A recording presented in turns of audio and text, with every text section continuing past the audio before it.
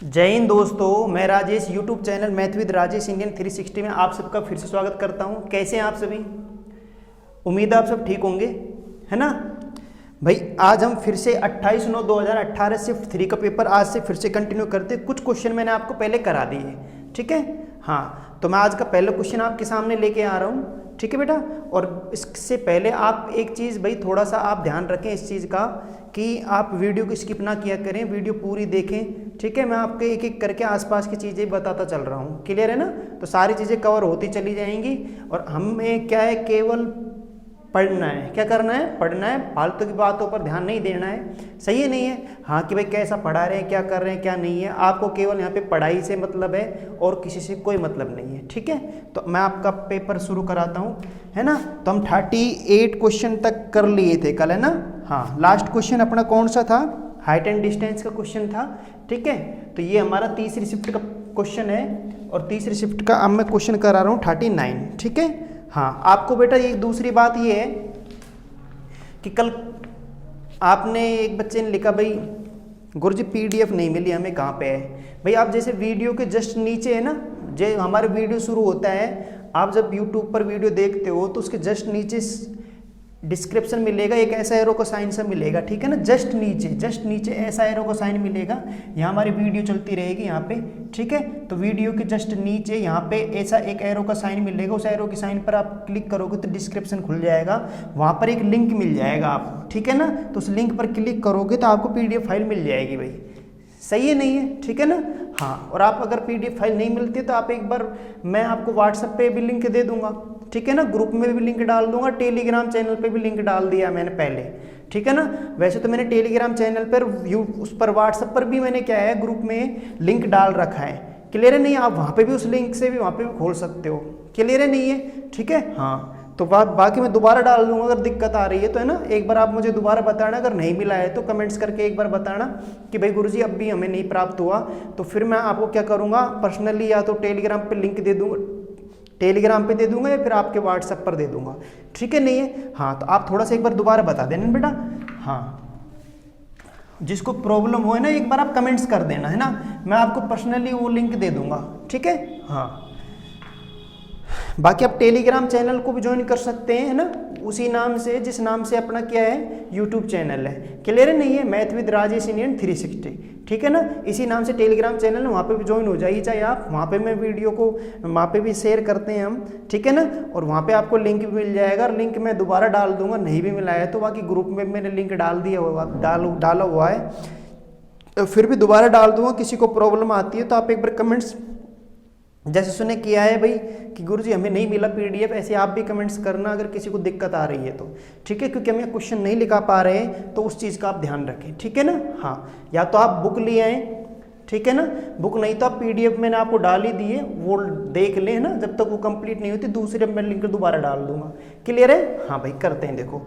अच्छा, अपना क्वेश्चन कौन सा बेटा? 39 क्वेश्चन है, ये क्वेश्चन 39 है, ठीक है। ये क्वेश्चन क्या कहता है आपका? ये कह रहा है 425 425 का स्क्वायर माइनस 424 का स्क्वायर, ठीक है ना, 424 का स्क्वायर, ये क्वेश्चन है। तो अब इसको अपन को करना है तो बेटा देखो, आप ये तो करोगे नहीं कि 425 के स्क्वायर खोलो और 424 के स्क्वायर करो और फिर उनका अंतर लो तो हमें आंसर प्राप्त, तो आंसर प्राप्त हो जाएगा, लेकिन ये करना तो बहुत भारी पड़ जाएगा, ठीक है ना। तो यहाँ पे आप एक चीज का उपयोग कर सकते हो कि ये एक फॉर्मूला नजर आ रहा है मुझे बेटा, A² माइनस B² का, है ना। ये फॉर्मूला कहता है A प्लस B और A minus B, A plus B और A माइनस बी, ठीक है ना। यानी ऐसे अगर संख्या नजर आऊं तो मैं एक बार जोड़ सकता हूं और एक बार घटा सकता हूं, ठीक है नहीं है। तो ऐसे लिखा जा सकता है। तो देखो इससे क्या है, थोड़ा सा हमें क्या है, थोड़ा फटाफट हो जाएगा क्वेश्चन को, हमें स्क्वायर करने की आवश्यकता नहीं है। तो बताओ यहाँ पे ये तो A की वैल्यू कितनी बेटा? 425 है। A की वैल्यू कितनी है? 425 है, ठीक है। A की वैल्यू 425 है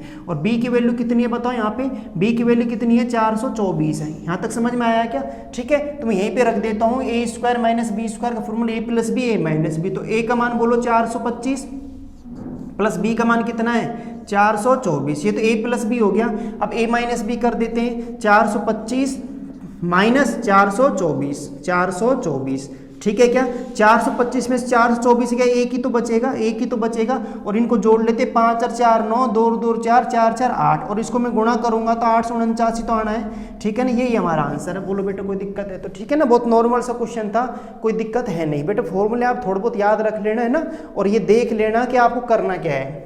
ठीक है, हाँ, तो आप स्क्वायर खोल के मत बैठ जाना, कभी स्क्वायर खोल के बैठ जाओ, टाइम वेस्ट करो बेवजह। तो ये आप मन ही मन में कर भी लोगे, अगर ये चीज़ याद है तो आपको ये करना नहीं है, ये तो मैं आपको समझा रहा हूँ, है ना। आपको उड़ा देना, यहीं से कर देना है। आपको पता है 425 में 424 जाएगा, एक का डिफरेंस आ रहा है, तो a माइनस बी तो एक हो जाएगा, यानी कुल मिला के आपको बस केवल जोड़ना है, वही हमारा आंसर है। तो मैं यही जोड़ लूंगा, 5 और 4 9, 2 और 2 4, और 4 4 8, 849 आंसर। सही है नहीं है? तो ये चीज़ आप खुद करोगे कि मुझे करना क्या है। फिलहाल मैं तो आपको सारी चीज़ें समझाता चल ही रहा हूँ। ठीक है नहीं है? हाँ, तो ये अपना ए स्क्वायर माइनस बी स्क्वायर का फॉर्मूला हो गया। ठीक है, ऐसे ही आप ए प्लस बी का होल स्क्वायर याद कर लेना, ए प्लस बी ए माइनस बी का होल स्क्वायर क्यूब। समझ में आया नहीं आया? बोलो। हाँ, तो मैं बेटे जैसे बताऊँ तो ए प्लस बी का होल स्क्वायर बोलो एक बार आप फटाफट, A square plus B square plus 2ab, यही तो बनता है। ऐसे ही बताओ ए माइनस बी का होल स्क्वायर का फॉर्मूला बोलो, A square plus B square minus 2ab, यही तो बनता है। बोलो बनता है नहीं बनता? समझ में आया नहीं आया? ठीक है ना। ऐसे तुम बताओ, अगर मैं यहाँ पे ये देखूँ ए प्लस बी का होल स्क्वायर, और इसको मैं a माइनस बी के होल स्क्वायर को अगर मैं जोड़ता हूँ, क्या करता हूँ बेटा, जोड़ता हूँ, प्लस करता हूँ, तो आप बताओ अपना फॉर्मूला क्या बनता है। a प्लस बी का होल स्क्वायर खोलो और a माइनस बी का होल स्क्वायर खोलो, और दोनों को क्या करो बेटा, प्लस करो। क्या करो, प्लस। तो आपका फॉर्मूला बन जाएगा 2a square plus B square. समझ में आया नहीं आया? ठीक है ना, प्लस करेंगे। तो ऐसे अगर मैं माइनस करता हूँ a प्लस बी के होल स्क्वायर में से, माइनस करो a माइनस बी का होल स्क्वायर, ठीक है नहीं है? तो आपका क्या बचेगा भाई, तो आपका क्या बचेगा बेटा, फिर बचेगा 4ab। क्या बचेगा, 4ab। ठीक है नहीं है? यानी ये कोई फॉर्मूला नहीं है, ये इन दोनों फॉर्मूलों को मैंने यहाँ पे रख दिया और उनको प्लस करोगे तो ये तो कट जाएंगे, ये बच जाएगा ए स्क्वायर प्लस बी स्क्वायर। तो ए स्क्वायर 2a स्क्वायर होगा, बी स्क्वायर 2b स्क्वायर होगा, 2 मैं कॉमन ले लूंगा तो 2a square plus B square बनेगा। ऐसे यहाँ पे मैं इनको खोलूंगा तो तुम्हें पता है जब ये माइनस अंदर आएगा तो ये ए स्क्वायर माइनस को हो जाएगा, ये भी स्क्वायर हो जाएगा और ये प्लस को हो जाएगा। तो ये प्लस के 2ab 4ab हो जाएंगे और ये माइनस वाले कट जाएंगे। सही है नहीं है? ये करके देख सकते हो आप। ठीक है नहीं है? समझ में आया ना? हाँ, तो छोटी मोटी चीज़ें थोड़ा सा आप पढ़ते रहना। ठीक है, हाँ, क्लियर है ना? हाँ, तो ये आप देखते रहना, तो आपके धीरे धीरे अगर समझ में नहीं आता है कुछ तो आप बताना है ना बेटा। ठीक है, आगे चले। देखो आप क्या क्या कह रहा है। अगला क्वेश्चन देखो, वही साधारण ब्याज का नॉर्मल सा क्वेश्चन है। 4.5% वार्षिक ब्याज साधारण ब्याज की दर से 4,600 पर 5 वर्षों में कितना ब्याज होगा। देखो प्रिंसिपल दे रखा है, मूलधन दे रखा है बेटा 4,600 रुपये। कितना है, 4,600। टाइम है 5 वर्ष। टाइम कितना है, 5 वर्ष है। टाइम 5 वर्ष है। और दर हमारी कितनी है, 4.5% है। दर कितनी बेटा, 4.5% है। बोलो समझ में आया नहीं आया? दर कितनी है, 4.5% है। तो आपको करना क्या है, आपको ऐसा ही चाहिए, साधारण ब्याज सिंपल इंटरेस्ट चाहिए। तो साधारण ब्याज का फॉर्मूला क्या होता है, मूलधन गुणा दर गुणा समय बटा 100, समय बटा 100। ठीक है ना। और आप वैसे भी कर लो, चाहे आप बताओ यहाँ पे 5 साल यानी 1 साल में 4.5 रुपये मिलते हैं, लेकिन वो 100 रुपये पर मिलते हैं बेटा। कितने पर मिलते हैं, 100 रुपये पर। भाई 100 का 4.5% 4.5 रुपये ही तो बढ़ेगा। तो जब 1 साल में कितना मिलता है, 4.5 रुपये, लेकिन धन कितना होना चाहिए, 100 रुपये होना चाहिए। कितना होना चाहिए, 100 रुपये। तो 1 साल में 4.5 मिलते हैं, तो 5 साल में कितने बनेंगे, तो बोलो 25 और 5 चौके 20 और 2 22, 22.5 रुपये मिलेंगे, नहीं मिलेंगे। लेकिन ये 22.5 रुपये मिले हैं 100 रुपये पर बेटा। कितने पर मिले हैं, 100 रुपये पर। समझ में आया नहीं आया? तुम ऐसे भी कर सकते हो। तो मैं यहाँ पे ऐसे कह सकता हूँ कि 100 रुपये पर ब्याज कितना है, 100 रुपये पर ब्याज 22.5 रुपये है। तो 1 रुपये पर कितना होगा, 1 रुपये पर कम होगा तो 100 का भाग दे देंगे। लेकिन हमारा मूलधन 100 रुपये नहीं है, हमारा मूलधन 1 रुपया नहीं है, हमारा मूलधन है 4600। तो 4600 का मान ज़्यादा होगा तो 4600 से क्या कर देंगे, गुणा। 2 0 से 2 0, इसको इससे गुणा कर देंगे, हमारा आंसर आ जाएगा। क्लियर है या नहीं, ये बोलो भाई, बोलो समझ में आया नहीं आया? ठीक है ना। एक आप इस प्रकार कर सकते थे, एक आप यहाँ पे आप फॉर्मूला अगर आपको याद है कि आपके समझ में नहीं आ रहा है, सही है ना, तो ये टॉपिक करेंगे तब क्लियर कर लेंगे। पर फिलहाल में अगर फॉर्मूला आपके याद है तो आप यहाँ पे भी रख सकते हो, वही चीज़ है यहाँ पे भी। 46, दर कितनी है बताओ, 4.5, और समय कितना है, समय 5 वर्ष है, बटा कितना है बेटा, 100। तो बोलो 2 0 से 2 0 कटी जाएगी, मैं इसको इससे गुणा कर लेता हूँ। समझ में आया नहीं आया? ठीक। और काटा तो काट लो, पॉइंट हटाओगे तो 1 0 और आ जाएगी नीचे। बोला आएगी नहीं आएगी, तो 5 से काट लो, 5 एकम 5, 5 दूनी 10, 2 से काटूँ मैं बेटा 23 बार कट जाएगा, है ना। तो ये 45 हुआ, 45 गुणा 23 करोगे बेटा कितना आ जाएगा, 1035 रुपये आ जाएगा। यही आंसर है हमारा, ठीक है ना, 1035 आ जाएगा। समझ में आया नहीं आया बता दीजिए आप एक बार, ठीक है ना। तो या तो आप इसे ऐसे कर लीजिए या फिर ऐसे कर लीजिए, बात एक ही है, जैसे आपकी हैबिट में वैसे कर लीजिए, कहीं कोई प्रॉब्लम नहीं है, ठीक है, नहीं है, समझ में आया ना। नेक्स्ट चलते हैं,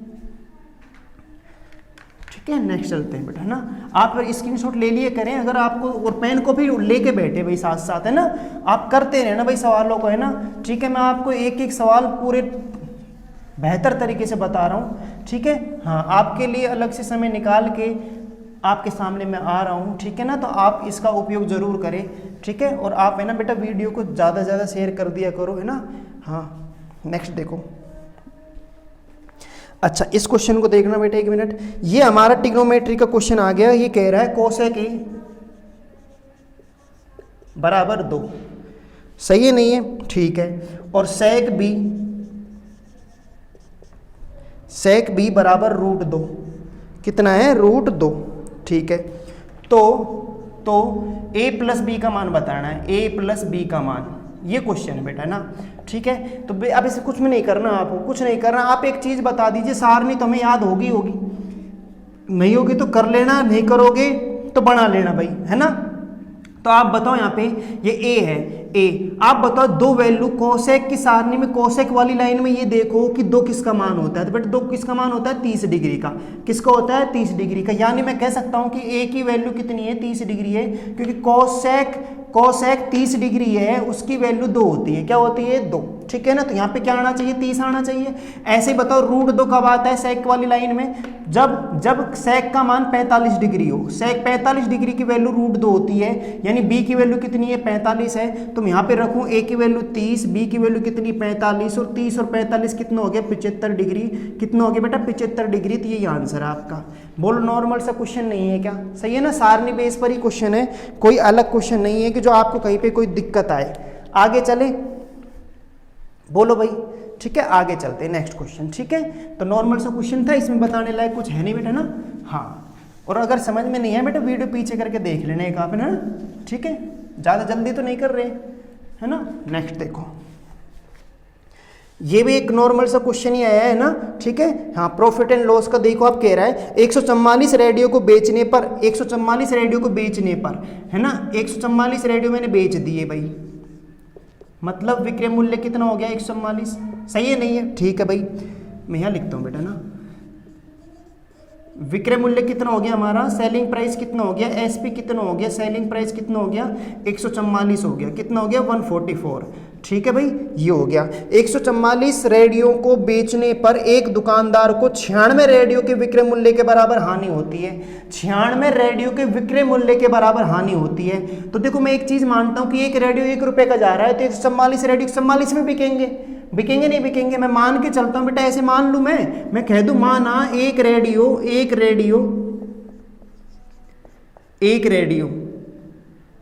1 रुपए में आता है, कितने रुपए में आता है, 1 में, तो 144 रुपए में आएंगे। वैसे करने की आवश्यकता नहीं, मैं तुम्हें बता रहा हूँ, ठीक है ना। ऐसे तुम बताओ 144 रेडियो बेचने पर तुम्हें 96 रेडियो के बराबर क्या होती है, हानि होती है। ऐसे ही कह रहा है ना, विक्रय मूल्य के बराबर क्या होती है, हानि, 96 रुपए के विक्रय मूल्य के बराबर हानि होती है। तो आप एक चीज बता दीजिए कि यानी कुल मिला के मैं ऐसे कह सकता हूँ कि 96 रेडियो के बराबर हानि होगी, यानी 96 रुपए की हानि होगी, क्योंकि मैं एक रेडियो को 1 रुपए मान चुका, तो 96 रेडियो मतलब 96 रुपए, तो 96 की हानि हो गई। अब आप बताओ मुझे, यहाँ पे बताओ लाभ या हानि परसेंट चाहिए, तो लाभ हानि परसेंट किस पर निकलता है, क्रय मूल्य पर, तो क्रय मूल्य निकालना पड़ेगा। और क्रय मूल्य निकालने के लिए आप एक चीज बताओ, यहाँ पे मैं एक 96 की हानि चाहता हूँ और 144 में तुमने बेची, तो खरीदी कितने में होगी भाई, समझ में आया नहीं आया, बोलो सही है नहीं है। तो 96 की अगर तुम्हें हानि चाहिए, 144 में आपने अगर बेची है, तो आप बताइए यहाँ पे एक बार मुझे, आप मुझे एक बार बताइए क्रय मूल्य कितना रहा होगा, सही है नहीं है। यानी कि तुम बताओ, तुमने ज्यादा में खरीदी होगी, कम में बेची होगी, तभी तो हानि होगी। तो मैं इसको जोड़ दूं यहाँ पे, तो मैं बोलो 6 4 10 240 रुपए हुआ। तो 240 रुपए में जब तुमने खरीदी, 144 में बेची, तो 96 की हानि हुई नहीं हुई, ये 96 का डिफरेंस आया नहीं आया, समझ में आया नहीं आया, बोलो भाई, सही है ना भाई। क्रय मूल्य बराबर हो जाएगा विक्रय मूल्य प्लस हानि, ठीक है। आप देख लो ना, 240 में खरीदी कोई चीज़, 144 में बेच दी, अब हानि तो होगी आपको, और वो हानि कितने की होनी चाहिए, 96 की, तो 96 का डिफरेंस आएगा क्योंकि मैंने यहाँ 96 जोड़ा है, 96 का डिफरेंस आएगा। तो अब तुम आराम से क्या निकाल सकते हो, हानि परसेंट निकाल सकते हो। क्या निकाल सकते हो, हानि प्रतिशत। तो बोलो हानि कितने की हुई है, 96 की। लाभ हानि किस पर निकलती है, क्रय मूल्य पर। 240 यहाँ पे आके परसेंट के लिए 100 से क्या करेंगे बेटा, गुणा, 0 से 0 कट जाएगा, 24 चौके 96, सही है नहीं है। तो बोलो कितना आएगा बेटा, 40%। यही आंसर है, कितना आ जाएगा, 40%। यही हमारा क्या हो जाएगा, आंसर हो जाएगा। बता दीजिए कहीं प्रॉब्लम हो किसी को तो, ठीक है ना। आपके आ रहा होगा अच्छी तरह समझ में बेटा, है ना। नेक्स्ट करें, नेक्स्ट देखो,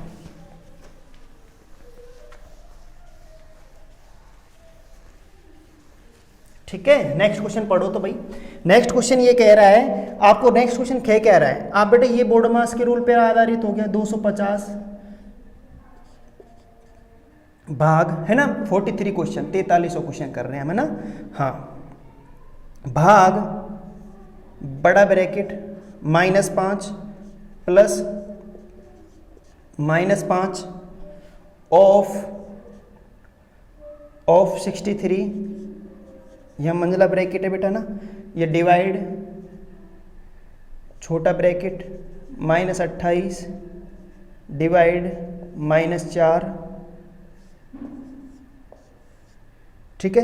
ये हमारा क्वेश्चन हमारा बेटा ना, ये क्वेश्चन है हमारा, ठीक है। इस क्वेश्चन को देखिए आप एक बार करें।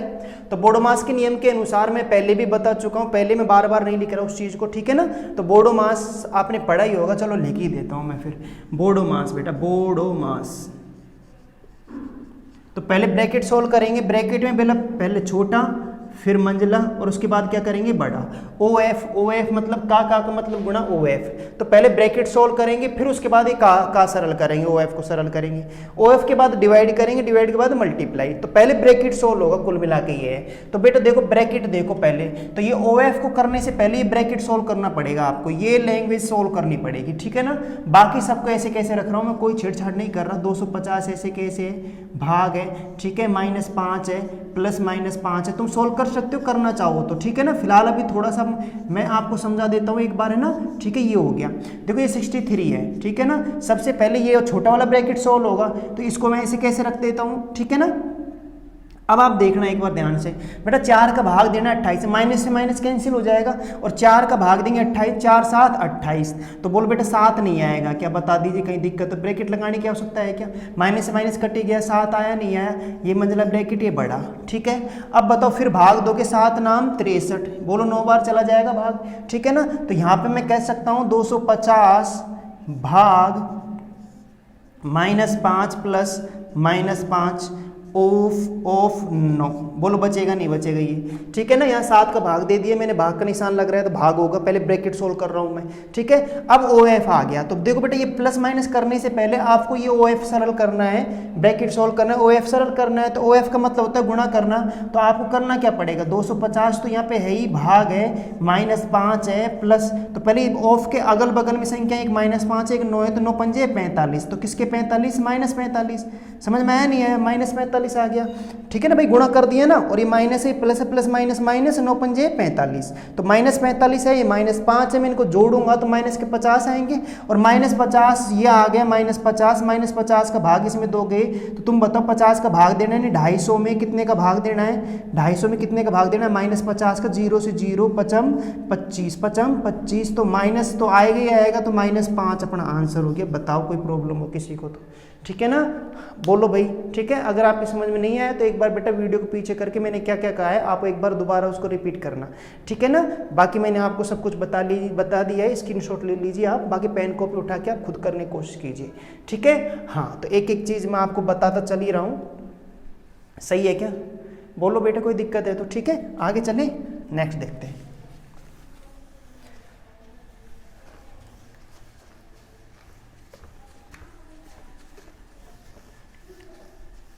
आप घबराए नहीं, बस आप बस पढ़ते रहें ना बेटा, ठीक है। फिर देखो आप आपको इंटरेस्ट आएगा। पेपर में बैठने से पहले आपको ऐसा महसूस हो जाना चाहिए कि अब चाहे पेपर कैसा भी आ जाए हम बस कर लेंगे क्वेश्चन, ठीक है ना। अब हमसे कोई क्वेश्चन छूटेगा नहीं, तो ये चीज़ आपको अनुभव हो जानी चाहिए, है ना। ऐसे इस प्रकार पढ़ो कि आपको ऐसा अनुभव होने लग जाए कि भाई अब हम कर लेंगे, अब कोई दिक्कत नहीं है, ठीक है। ऐसा आप अपने आप को फील कराओ भाई, ठीक है ना। और ये तभी होगा जब आप पढ़ोगे, है ना। हाँ, नेक्स्ट क्वेश्चन देखो। आप बेटा दिख रही होगी, सारणी दिख रही होगी यहाँ पे एक, है ना, सही है ना। तो यहाँ पे क्या कह रहा है, निम्नलिखित तालिका के आधार पर सुबह 6 से दिन के 12 बजे तक के बीच औसतन कितने प्रस्थान करते हैं। तो उड़ानों का समय दिया है, प्रस्थान दिया है, तो इधर प्रस्थान लिख रखा है उसने। एक बार मैं थोड़ा सा बता देता हूँ, प्रस्थान, ठीक है ना। उड़ने का समय मतलब फ्लाइट है, फ्लाइटों का समय दे रखा है कि 2 से 4 के बीच कितनी फ्लाइट उड़ती है, 12 से 1 के बीच कितनी फ्लाइट उड़ती है, ठीक है ना। मैं उस समय यहाँ पे नहीं लिख रहा, मैं केवल प्रस्थान का समय लिख रहा हूँ कि कितनी फ्लाइट उड़ रही है। यहाँ पे 4 उड़ रही है, ठीक है, यहाँ पे 2, यहाँ 2, यहाँ 1, फिर 1, फिर 2, ठीक है ना। ये तुम्हारी है फ्लाइटों की संख्या बेटा, है ना, सही है नहीं है। हाँ, तो कितने बजे मैंने समय नहीं लिखा है कि इतने बजे कितने बजे के बीच 4 हैं, तो यहाँ पे लिख रखा है 6 से 7 के बीच 4 फ्लाइटें उड़ी है। समझ में आए, ग्राफ दे रखा है, वो आप क्वेश्चन देख लेना पीडीएफ में अगर आपके पास बुक नहीं है तो, ठीक है। फिलहाल ये क्वेश्चन है। अब देखो आपसे क्या कह रहा है, औसतन कितने प्रस्थान करते हैं 6 से 12 के बीच। तो 6 से 12 टोटल टाइम हो गया यहाँ से लेकर यहाँ तक का। समझ में आया नहीं आया। तो औसतन पूछ रहा है बेटा, एक चीज बताओ, औसत मतलब क्या होता है, एवरेज मतलब होता है राशियों का योग बट राशियों की संख्या। तो भाई राशियों का योग बट राशियों की संख्या, तो योग बटा संख्या ही तो आएगा। बोलो आएगा नहीं आएगा, योग बटा संख्या। तो आप बताओ योग कितना हो जाएगा, 4 2 6 और 2 8 9 10 और 2 12 और संख्याएं कितनी है, 1 2 3 4 5 6, 6 का भाग दे दो, 6 दूनी 12। बोलो समझ में आया नहीं आया, ठीक है ना। बोलो भाई एक बार बता दीजिए, आपके कोई दिक्कत हो तो बोलो, समझ में आया ना, ठीक है। हाँ, तो ये तुम्हारा आ गया समय। औसत एवरेजन 2 का आ रहा है कि 2 फ्लाइटें एवरेजन उड़ रही हैं, ठीक है ना। हाँ, 6 से 7 के बीच, यानी बोलो समझ में आया नहीं आया, है ना। मिटाल दें, आगे चलें, ठीक है। तो ये कोई क्वेश्चन नहीं था, आप थोड़ा ध्यान रखना। आपसे पूछ क्या रहा है, यहाँ से एवरेज पूछ रहा है आपसे। देख लो सवाल वो ये, पर थोड़ी सी लैंग्वेज बदल देता है कि भाई एवरेज कैसे पूछा जाता है, ठीक है ना। हाँ, ये क्वेश्चन आप देख लिया होगा आपने ना। नेक्स्ट क्वेश्चन देखो बेटा, ये क्वेश्चन देखना एक बार। आपसे त्रिभुजों की संख्या गिनवा रहा है, ठीक है। त्रिभुजों की क्या गिनवा रहा है, संख्या। आप एक बार ये बता दीजिए, आप ये खुद गिन लोगे क्या, बताऊं है भाई।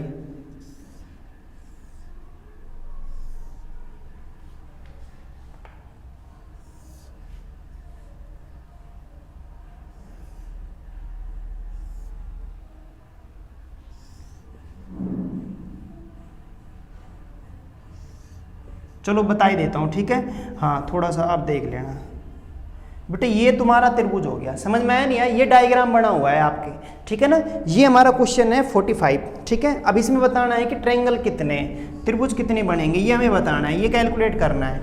तो देखो बेटा, कुछ नहीं करना आपको, एक चीज़ बताओ, सही है ना। हाँ, और तो कुछ नहीं है ना इसमें। हाँ, एक चीज़ और रह रही है, ये और है, ये लाइन और खींची गई है उसमें, ठीक है ना। ये तुम्हारा डायग्राम बिल्कुल परफेक्ट बन चुका है, यहाँ कोई दिक्कत नहीं है। डायग्राम बन गया तो मैंने बना दिया यहाँ पे, समझ में आया ना, ठीक है। हाँ, तो अब देखो आप इसे करोगे कैसे बेटा। इसको करने से पहले आप एक चीज़ बताओ, आपने ये तो पढ़ा ही होगा। पहले मैं एक काम ये कर लेता हूँ कि यहाँ पे एक तरह से 2 डायग्रामों को क्या किया गया है, जोड़ा गया है। समझ में आया नहीं, आपको दिख रहे हैं ना सब कुछ बेटा, है ना।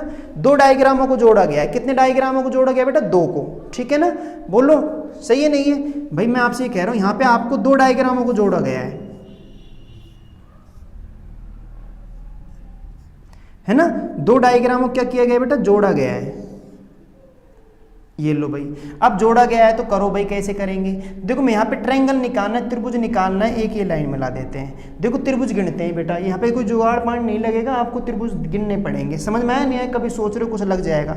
देखो मैं गिन रहा हूँ, 1 2 3 4 5 6 7 8, ध्यान से गिनना है ना, ठीक है। कितने हो गए, 8 हो गए। कितने हो गए, 8। अब तुम बताओ इन दोनों को मिला दूं तो ये वाला 9 नहीं हो गया क्या, है ना। ऐसे इन दोनों को मिला दे 10 नहीं हो गया है क्या। बोलो समझ में आया नहीं आया, 10 हो गए, यहाँ तक 10 हो गए नहीं हो गए।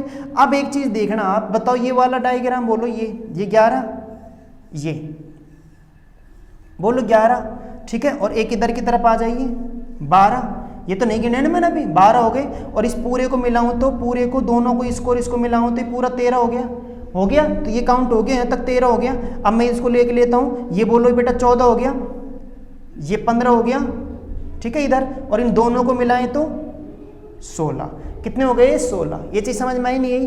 अब इंपॉर्टेंट है, 16 तो ये हो गए। अब देखो आपका 17वां कहां से बनेगा? 17वां ये बन रहा है, ये 17 सही है ना, ये वाला, ये थोड़ी गिना है मैंने अभी, ये नहीं है, पूरी लाइन कंप्लीट है, पूरी लाइन, और एक ये 18। बोलो समझ में आ रहा है नहीं आ रहा? ठीक है ना। तो कितने त्रिभुज बन रहे हैं इसमें बेटा? 18 बन रहे हैं। 18 त्रिभुज ये बन रहे हैं। तो यहाँ पे ये डायग्राम 2 बन रहे हैं। देखो यहाँ से देख लीजिए आप, ये अलग लगाइए, ये अलग लगाइए, 2 डायग्रामों को जोड़ा गया है। तो 18 यहाँ बन रहे हैं, 18 इधर बनेंगे। तो 18 18 कितने हो जाएंगे? 36। समझ में आया ना? कितने हो जाएंगे? 36। बोलो, तो 36 त्रिभुज बन जाएंगे।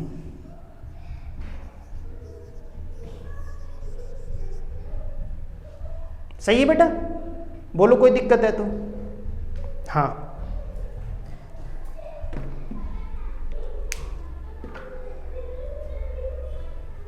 बोलो बेटा कोई दिक्कत है तो? सही है ना? तो 36 त्रिभुज बन जाएंगे। तो कहीं किसी को प्रॉब्लम है क्या? ठीक है ना। तो आप इसको कर लोगे ना आगे, है ना? तो मिटा दूं मैं इसे? हाँ ठीक है, आगे देखते हैं।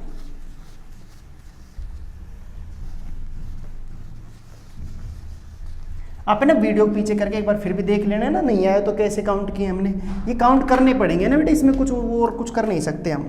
ठीक है, हाँ।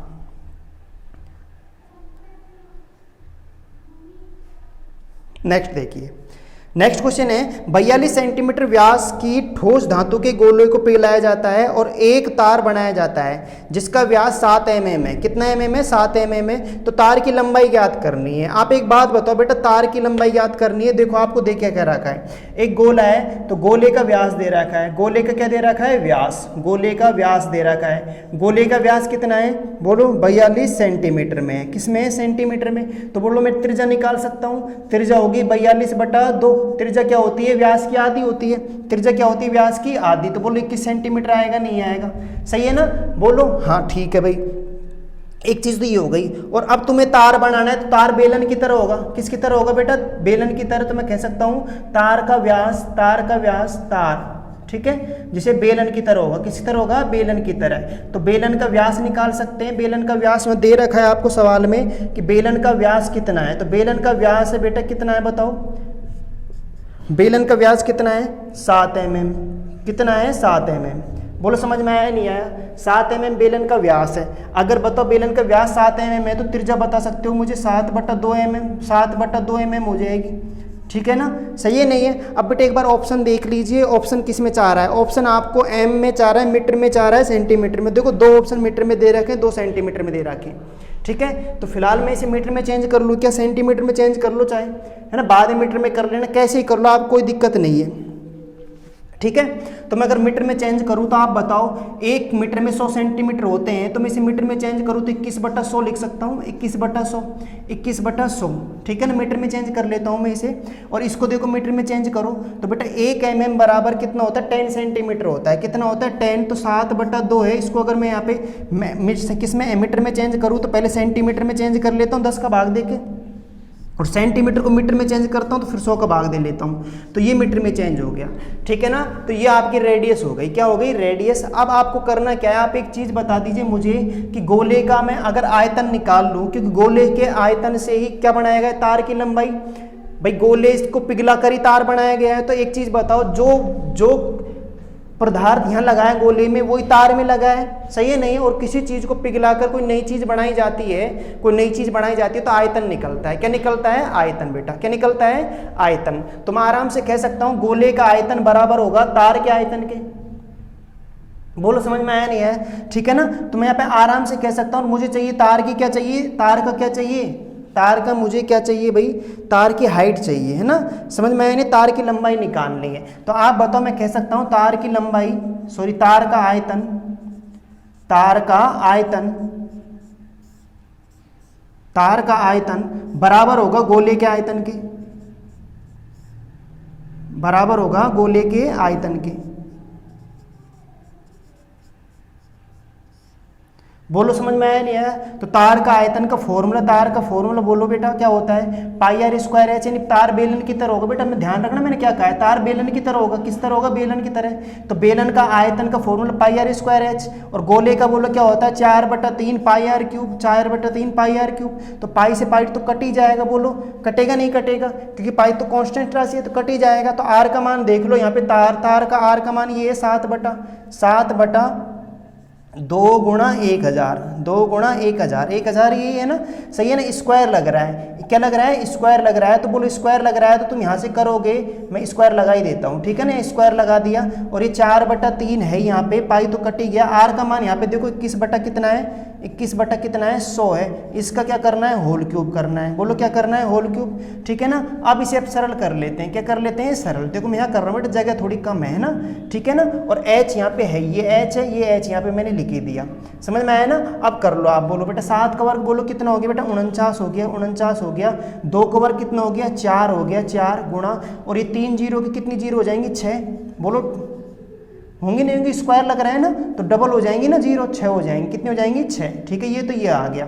अब इधर कर लेते हैं, 4/3 ऐसे कैसे ही रहेगा, ठीक है, गुणा 21 का घन 21, यानी कितनी बार गुणा होगा, 3 बार होगा। 21 गुणा कितनी बार होगा बेटा, 3 बार होगा। समझ में आया नहीं आया? और ये बोलो ये 3 बार 100 को 3 बार लिखेंगे तो 6 जीरो यहाँ पे आ जाएंगी, 6 जीरो बोलो। और ये 6 जीरो से 6 जीरो क्या हो जाएंगी, कैंसिल हो जाएंगी, होंगी नहीं होंगी। 4 से ये 4 कैंसिल हो जाएगा, बताइए कहीं कोई दिक्कत है तो, ठीक है ना। और यहाँ पे एच मत बोलो बेटा, ये ना ये एच तो चल ही रहा है, एच तो हमारा निकल ही रहा है साथ साथ, है ना, एच ही तो चाहिए अपन को। तो अब आप बता दीजिए 49 से यहाँ इधर आए तो भाग ही तो दोगे आप, सही है। 3 से कितनी बार काट दो, 7 बार काट दो, और 21 और इनको गुणा करके 49 का क्या दे देंगे, भाग। तो एच बराबर निकाल लेते हैं। यहाँ पे आया 7 गुणा 21 गुणा 21 गुणा बेटा क्या आया 49, सही है। 7 7 49 और 7 तिया 21, ठीक है। नहीं है, बोलो समझ में आया नहीं आया, आ गया क्या ये आपके समझ में? हाँ सॉरी है ना, एक चीज और देखना बेटा ना, ये कटेगा नहीं है ना, ये कटेगा नहीं, 4 4 थोड़ी कटेगा, ये 4 4 थोड़ी कटेगा, क्योंकि ये तो गुणा होगा, क्या होगा, गुणा। बोलो समझ में आया नहीं आया? तो 4 चौके क्या हो जाएगा, 16 हो जाएगा बेटे, गुणा हो जाएगा, गुणा को के यहाँ आ जाएगा, ठीक है नहीं, 16 आ जाएगा यहाँ पे। तो 21 63 को 16 से गुणा कर दो, वही हमारा आंसर है। तो एच बराबर 16 गुणा कितना आ जाएगा, 63। 16 गुणा कितना आ जाएगा बेटा, 63 आ जाएगा, और यही हमारा आंसर हो जाएगा। आप बताइए गुणा करके एक बार, 16 गुणा 63 करें तो कितना आ जाएगा, है भाई।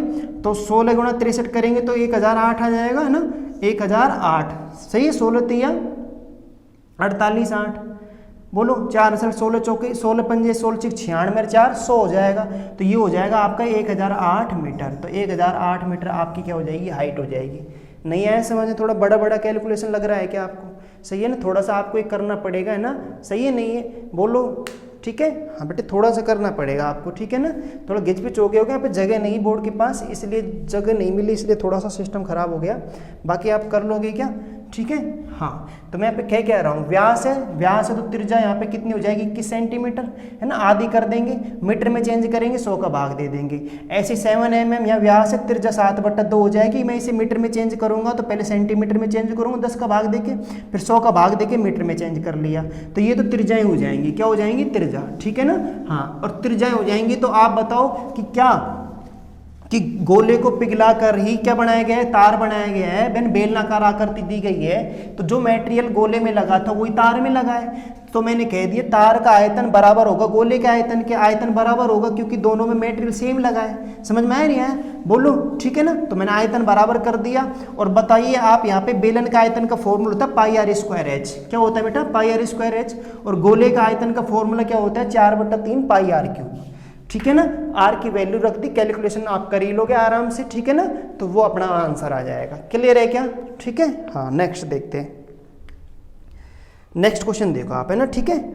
ये देखिए, अच्छा ये कह रहा है एक निश्चित दूरी वाली सड़क पर एक कार की सामान्य औसत गति 50 किलोमीटर प्रति घंटा है। सामान्य औसत गति, सामान्य औसत गति, सामान्य औसत गति, सामान्य गति, सामान्य एवरेज गति यानी चाल, ठीक है, कैसे कह दो, एवरेज चाल कितनी है बेटा, 50 किलोमीटर पर आवर है, 50 किलोमीटर पर आवर है, ठीक है भाई, समझ में आ गया। फिर आगे कह रहा है एक विशेष दिन औसत गति सामान्य औसत गति की गति से 1/10 कम थी, ठीक है ना। एक विशेष दिन जो औसत गति है, तो विशेष दिन अगर मैं बात करूं, एक विशेष दिन ही है ना, ठीक है। हाँ, एक विशेष दिन है, विशेष दिन की जो औसत गति है, विशेष दिन की एवरेज जो चाल है, एवरेज चाल है, वो सामान्य गति की कितनी है, 1/10 है। तो 1/10 निकाल लो इसका, तो यानी कितनी, 1/10 कम है। 1/10 क्या है बेटा, कम है। तो यानी 5 किलोमीटर पर आवर क्या है बेटा, कम है। 5 किलोमीटर पर आवर क्या है, कम है। और कम है तो भाई तुम बताओ, कम है तो 50 में से ये गया तो बोलो कितना हो जाएगा, 45 किलोमीटर पर आवर है फिर इसका मतलब, सही है ना। देखो कह रहा है 1/10 कम है, कम है तो तुम बताओ 50 में से मैं 5 कम कर दूं तो तुम बताओ कितना आ गया, 45 किलोमीटर पर आवर। तो यहाँ पे तुम बताओ ये चाल, ये 45 आई नहीं आई, बोलो विशेष दिन की औसत चाल है। आगे ना, अब तुमसे क्या कह रहा है, तो तुम्हारी जो 1/10 कम हो गई, तो तुम्हें यात्रा करने में 18 मिनट अधिक समय लग रहा है। कितने मिनट का अधिक समय लग रहा है, 18 मिनट का। सड़क की तय की गई दूरी किलोमीटर में ज्ञात कीजिए। तो बेटा या तो ऑप्शन से कर लीजिए, किससे कर लीजिए, ऑप्शन से। समझ में आया नहीं आया, ठीक है ना। कैसे ऑप्शन से, कि समय निकाल लीजिए, समय बराबर क्या होता है, दूरी बटा चाल। तो दूरी बटा चाल, तो दूरी में मान लो जैसे ऑप्शन से मान लो, जैसे ए ऑप्शन है 135, बोलो ए ऑप्शन 135 मान लिया, तो ये मैंने टोटल दूरी मान ली, तो 135 बटा 50 का भाग दे दीजिए, समय आ जाएगा। समय बराबर होता है दूरी बटा चाल, दूरी बटा चाल। समझ में आया नहीं आया। टाइम बराबर क्या होता है, दूरी बटा चाल होता है, समय बराबर दूरी बटा चाल। यहाँ से समय निकाल लेंगे जो भी आएगा, ठीक है, नहीं है, सही है ना। अब तुम्हें 18 मिनट का डिफरेंस दे रखा है, तो इसे मिनट में चेंज करेंगे तो 60 से गुणा कर दें, क्या 60 से गुणा कर दें, तो एक समय तो ये निकल जाएगा। दूसरा समय हमें निकालना है कौन सा, ये वाला समय, कि इसको कितना समय लगा है। तो डिस्टेंस 135 ही है और चाल कितनी है 45, और समय को मिनट में चेंज करने के लिए 60 से क्या कर देंगे, गुणा, क्योंकि घंटे में आएगा, ये किलोमीटर पर आवर, तो ये समय घंटे में आएगा। अब करो 0 से 0 काटो, 5 से काट लो, ठीक है ना। 5 से काटो, 5 दूनी 10, 5 7 35, और मैं इसे गुणा करूँ यहाँ पे, 7 6 की 42 और 6 दूनी 12 और 4 16, 162 आ गया। तो 162 क्या आ गई बताओ, मिनट आ गई बेटा, 162 मिनट, ठीक है ना। इधर से देखो तो यहाँ पे 15 से काट लेते हैं, 15 3 45, 15 चौके 60, 3 से काट लो, सही है नहीं है, 3 चौके 12, 3 पंजे 15, तो 45 चौके कितना हो जाता है, 180 हो जाता है। 45 चौके कितना हो जाता है, 180 मिनट। तो 180 मिनट ये आ गई। तो यहाँ पे तुम बताओ कितना समय कम लग रहा है, 18 मिनट नहीं आ रहा है क्या, 18 मिनट ही आ रहा है ना, 18 मिनट ही चाहिए हमें, 18 मिनट ही चाहिए, 18 मिनट डिफरेंस आ रहा है, मतलब ये ऑप्शन बिल्कुल सही है। एक तरीका तो ये है, लेकिन यहाँ पे तुम बताओ, यहाँ पे अगर मैं ऑप्शन से पकड़ रहा हूँ तो थोड़ा सवाल फिर भी ठीक ठाक हो गया, ठीक है ना। हो सकता है ये ऑप्शन ना मिले, सही है नहीं है, ठीक है ना, क्योंकि ऑप्शन कितने दे रखे हैं, 4, तो हो सकता है ये ना हो, दूसरा ऑप्शन चेक करना पड़ जाए। है भाई, स्क्रीनशॉट ले लेना है ना अगर ऐसे करना चाहो तो, ठीक है। हाँ, बाकी हम ऐसे ना करें तो सवाल को देखो बेटा, इतना करने के बाद हम अगर डायरेक्ट चाहते हैं कि हमारा ऑप्शन डायरेक्ट ही आ जाए, तो आप ऐसे कर लो कि 18 मिनट का टोटल समय लगा है। कितने मिनट का लगा है भाई, 18 मिनट का समय लगा है। आपको चाल दे ही रखी है, चाल क्या है बेटा, दे ही रखी है। तो आप एक चीज़ बता दीजिए, मैं यहाँ पे ऐसे कर लूँ कि 50 किलोमीटर पर आवर की चाल तो ये है, ठीक है, और 45 किलोमीटर पर आवर की चाल ये है। कुछ दूरी यहाँ से तय की है, कुछ दूरी यहाँ से तय की है, कि इस चाल से तय की है, कुछ इस चाल से तय की है। तो बताओ मैं अगर इनका एलसीएम लूँ तो टोटल डिस्टेंस आएगी नहीं आएगी, सही है नहीं है, बोलो समझ में आया नहीं आया, ठीक है ना। अब वैसे आप एलसीएम इतना लो जिसे काटा पीटी आराम से हो जाए, सही है ना। तो आपके मन में जो ले लेना, पर ऐसा लेना जो कट जाए।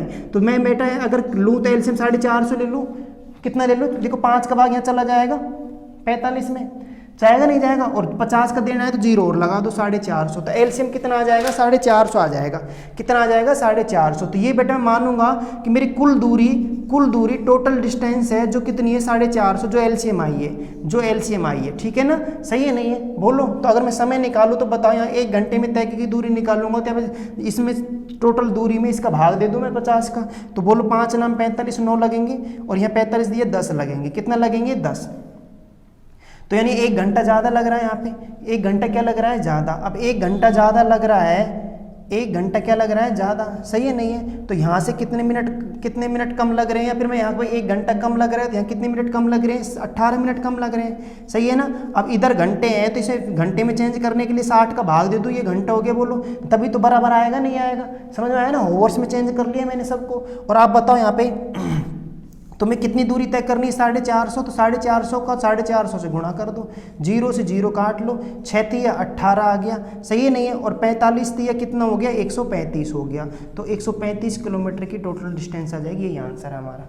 समझ में आया नहीं आया, बताओ भाई एक बार, ठीक है ना। अरे भाई यहाँ भी समय का अंतर आएगा, नहीं समय का अंतर आएगा, समय का अंतर 1 घंटा है, सवाल के अकॉर्डिंग 18 मिनट का डिफरेंस है। तो ये 1 घंटा है तो मैंने मिनट को घंटे में चेंज करने के लिए 60 का भाग दे दिया, तो घंटे में चेंज हो गया, सही है नहीं है। लेकिन मुझे 450 का मान निकालना, तो 450 से गुणा कर दिया तो 135 किलोमीटर आपकी डिस्टेंस आ जाएगी। क्लियर है क्या, बताइए भाई एक बार, समझ में आया नहीं आया, ठीक है ना। कर लोगे क्या, ये चीज़ लिखनी थोड़ी है तुम्हें, रामायण है ना, तुम डायरेक्ट ऐसे कर लोगे ना सवाल को, भाई बोल समझ में आया नहीं आया, ठीक है। आगे चले क्या, आगे देखते हैं, ठीक है। अब बेटा देखो ये क्वेश्चन देखो, वो फिर बोडो मास का एक फिर क्वेश्चन आ गया आपका, है ना। बोडो मास के सवाल खूब आ रहे हैं, तो बस आप थोड़ा सा बोडो मास के जो सवाल हैं उनको थोड़ा तरीके से करना भाई, आराम से, ठीक है भाई। हाँ, धैर्य से करना थोड़ा, है ना, क्योंकि ये सवाल ऐसे हैं कि इनको आप छोड़ भी नहीं सकते, समय ज़्यादा भी ले सकते हैं आपसे, तो वो थोड़े देख लेना आप। यहाँ पे मैं देखो बताता हूँ, बाकी आप कर भी लोगे शायद, फिर भी मैं एक बार बताता हूँ, आप साथ साथ उतारना बेटा ना, करने की कोशिश करो खुद। -6 है ना, बड़ा ब्रैकेट है 3 माइनस मंझला ब्रैकेट है 8 माइनस 3, ठीक है, मंझला हो गया, ये बड़ा ब्रैकेट हो गया, है ना, भाग 4 मंझला ब्रैकेट 12 प्लस -3 गुणा 6, ये क्वेश्चन है, ठीक है। हाँ, अब मुझे इस क्वेश्चन का क्वेश्चन नंबर कौन सा है, ये बेटा 48 है। कौन सा क्वेश्चन है, 48, ठीक है, नहीं है। अब इसको करते हैं, देखो बेटा पहले ब्रैकेट सोल्व करेंगे बोडो मास के नियम के अनुसार, तो ब्रैकेट ये रहा, ये वाला सोल्व कर लेते पहले, ठीक है, बोलो। हाँ, तो ब्रैकेट सोल्व करता हूँ, देखो आप यहाँ पे इसको मैं ऐसे ही रहने देते, कर लो, करना चाहो, माइनस माइनस क्या हो जाएगा, प्लस का 6, ये तो 6 हो जाएगा। बाकी तुम बताओ, इस वाले ब्रैकेट को भी सोल्व कर लो, इसको भी सोल्व कर लो, क्योंकि भाग से पहले ब्रैकेट सोल्व होता है, तो साथ साथ लेके चल सकता हूँ दोनों ब्रैकेटों को, है ना। 3 माइनस, ये देखो बेटा ये सही करता हूँ, माइनस ही माइनस है, ये ब्रैकेट हटाऊँ, माइनस अंदर आएगा तो अंदर वाला चिन्ह चेंज हो जाता है, क्योंकि ये माइनस कुत्ते की तरह काम करेगा। किस तरह, कुत्ते की तरह। माइनस ये होता है भाई, माइनस जैसे ही ब्रैकेट खुलता है तो माइनस अंदर आएगा तो शक्ल चेंज हो जाएगी, है ना, ऐसे याद रख सकते हैं। बाकी आप जानते हो माइनस माइनस क्या होता है, प्लस, तो इसकी शक्ल चेंज हो जाएगी तो चिन्ह बदल जाएगा, माइनस है तो प्लस हो जाएगा, प्लस है तो माइनस। तो ये 8 तो ऐसे कैसे ही रहेगा, 8 ऐसे कैसे रहेगा, माइनस माइनस क्या हो जाएगा, प्लस, प्लस 3 हो जाएगा, ये हो गया भाई बेटा, ठीक है, भाग, सही है ना। इधर करते हैं 4, ये मंझला ब्रैकेट है 12, प्लस माइनस क्या हो जाएगा, माइनस हो जाएगा, प्लस कोई प्रभाव नहीं डालेगा, अंदर ही ब्रैकेट खुलेगा तो प्लस से कोई फर्क नहीं पड़ेगा, जो चिन्ह अंदर है वो अंदर ही रहेगा, -3 गुणा कितना बेटा 6, ठीक है ना। यहाँ तक समझ में आया, ठीक है भाई। अभी 6 आप थोड़ा कर लोगे, एक ही लाइन में हो जाएगा सवाल, ऐसा नहीं होगा, पर एक बार मैं आपको बता देता हूँ। 8 और 3 कितने हो गए बताओ बेटा, 11, माइनस के कितने हो गए, 11, बोलो समझ में आया, प्लस के 11 हो गए ना, ये माइनस अंदर आया तो माइनस के 11 हो गए, भाग यहाँ पे देखो ये कितना है, 4, ये लो देखो 6 × 18, पहले गुणा करेंगे माइनस से पहले, 6 × 18, तो 12 में से 18 गया तो तुम बताओ माइनस के 6 नहीं बचेंगे क्या, माइनस के 6 ही तो बचेंगे, ठीक है ना। अब आप बता दीजिए, भाग करने से पहले 6 यहाँ गुणा है, तो बोलो 11 में से 3 गया तो बोलो कितना आया बेटा, 11 में से 3 गया क्या आया, 11 में से 3 गया तो कितना आएगा, 11 में से 3 गया तो -8 आया, नहीं आया, -8 आ गया, ठीक है भाई, भाग आ गया। इसे बोलो गुणा कर लेके यहाँ पे ब्रैकेट हटाऊंगा तो बोलो सही है, नहीं है, तो 6 चौके कितना हो गया, 24, हुआ नहीं हुआ 24, बोलो 6 चौके 24 नहीं हुआ क्या, तो किसके 24 हो गए, -24, समझ में आया नहीं आया, ठीक है ना। यानी कहने का मतलब है कि इस संख्या में 24 का क्या देना है, भाग, तो बोलो 6 गुणा -8 में किसका भाग देना है, -24 का देना है, माइनस से माइनस कट जाएगा, 8 तिया 24 और 3 दूनी 6, तो बेटा 2 आंसर आ जाएगा। बताइए कोई दिक्कत हो तो, समझ में आया नहीं आया, ठीक है ना भाई। इस 24 का भाग देना है, इसमें भाग देना है ना, तो भाग के लिए मैं ऐसे लिख सकता हूँ, ऐसे तुम्हें समझ में अच्छा आएगा, सही है ना। बाकी आप यहीं कर लेते, इसको मनी मन में यहीं सॉल्व कर लो इसको, और इसको यहाँ सॉल्व कर लोगे आप आराम से, कोई दिक्कत है नहीं, ठीक है ना। आप यहीं कर लेते, 6 तिया 18 हो गया, -18, ये प्लस का 12 है तो ये -6 बचा, कितना बचा, -6 बचा, -6 को 4 से गुणा करेंगे, 6 चौके 24, -24 हो गए ये बेटा, कितने हो गए, -24 हो गए। यहाँ छोड़ो, अब मैं भाग नहीं दे सकता क्योंकि ब्रैकेट सोल्व करना पड़ेगा, तो माइनस माइनस प्लस का 3 हो जाएगा, और 8 और 3 कितने हो गया, 11, कितने हो गए बेटा, 11 हो गया, तो मैं 11 लिख सकता हूँ। जैसे ब्रैकेट हटाऊंगे 11 माइनस को हो जाएगा, 3 में से -11 गया, कितना बचा, -8 बचा, माइनस संख्या -8 बचा, -8, सही है नहीं है। अब -8 बचा, ये माइनस माइनस प्लस के 6 हो जाएंगे, किसके 6 हो जाएंगे, प्लस के 6। तो ये बच गया तुम्हारा, है ना, 6 गुणा -8। अब 24 का भाग देना है, 24 का भाग दे दो -24 का। बोलो समझ में आया नहीं आया? ठीक है ना, माइनस से माइनस कट ही जाएगा, तो कैसे कर लो, 6 चौके 24, 4 दूनी 8, 2 आंसर आ जाएगा। बोलो समझ में आया नहीं आया बेटा एक बार? ठीक है ना, बोलो एक बार आप बता दीजिए आपकी कुछ चीज़ें समझ में आ रही है या नहीं आ रही? आ रही है ना भाई? कर लोगे क्या आप, है ना? ठीक है, हाँ, तो आप इन सवालों को कर लोगे, है ना। एक क्वेश्चन और देख लेते हैं, 49 है ना, ठीक है, एक क्वेश्चन और देख लेते हैं ना बेटा, ठीक है।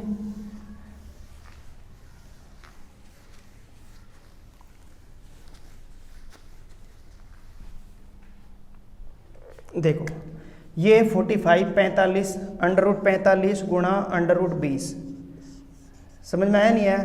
ठीक है, और ये है √12 √3। बहुत नॉर्मल सा क्वेश्चन है, ये आपका 49वां क्वेश्चन है बेटा, है ना। ठीक है, 49वां क्वेश्चन है। अब आगे देखते हैं अपन। देखो अब देखो आप बेटा कई तरीके से कर सकते हो, या तो आप इनको गुणा ही कर लो, 45 दूनी 90 हो गया, रूट वाली संख्या से गुणा हो सकती है, चाहे वो समान हो या ना हो, ठीक है ना। हाँ, तो 45 दूनी 90 हो गया, 90 और 1 0 पहले से ही थी, तो √900 आ गया। कितना आ गया, √900, और 12 दिया कितना आ गया, 36, √36 आ गया। और 900 का मैं वर्गमूल लूंगा तो 2 0 की 1 0 आ जाएगी, 9 का वर्गमूल कितना होता है, 3 होता है, और 36 का कितना होता है, 6, 6 का भाग 30 में दूंगा, कितनी बार जाएगा, 5 बार, 5 आंसर है। बहुत नॉर्मल सा क्वेश्चन है। एक ऐसे भी कर सकते थे आप, अगर गुणा करने पर कुछ ऊटपटांग संख्या आती है तो मैं ऐसे काटा पीटी भी कर सकता हूँ। समझ में आया नहीं आया कि मैं 3 से काटूँ तो ये कितनी बार कट गया बेटा, √15 बार। समझ में आया नहीं आया? 3 से भाग दे दिया मैंने, काटा जा सकता है, रूट वाली संख्या रूट से कट सकती है, गुणा हो सकती है। समझ में आया नहीं आया? ऐसे में 4 से काटूँ, 4 तिया 12 √3, और 4 पंजे कितना आ गया, 20 √5। √3 से फिर काटो √5 बार, √5 को √5 से गुणा करेंगे 5। कुल मिला के तोड़ मरोड़ के सवाल को कैसे ही कर लीजिए आप। समझ में आया नहीं आया बेटा? कैसे ही कर लीजिए, ठीक है ना, सही है ना, कर लोगे क्या? समझ में आया नहीं आया आपको? रूट वाली संख्या रूट वाली से क्या हो सकती है, गुणा हो सकती है।